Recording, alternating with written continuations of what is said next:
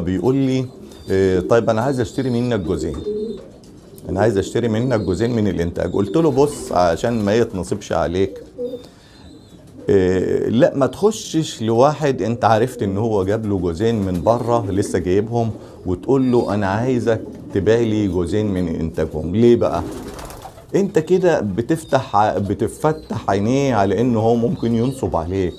ينصب عليك ازاي؟ انا راجل لسه جايب، هبيع ازاي؟ ما أنا ممكن هبيع لك بقى المصري واقول لك ده ابن الاستيراد، زي يقولوا المصري هقول لك ده ابن استيراد، وممكن انت ما عندكش خبره ما تقدرش تفسر المصري من اللي ابن الاستيراد، واغشك واقول لك ده ابن الاستيراد والدنيا دخلت في بعضها. فما تخلينيش انا اعمل كده، انا مش هبيع دلوقتي.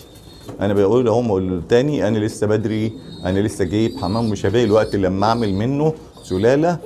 زي ما انا قلت لك انا هعمل زي ما انا قلت له دلوقتي، انا عايز اخلص المصري اللي عندي ده مع الوقت، مع الوقت مش دلوقتي. لما يطلع عندي زغاليل وتشتغل احط في السلكه جوز يشتغل، افضي مكانه من المصري، وهكذا لحد ما يكون كل الحمام يبقى استيراد. تمام كده.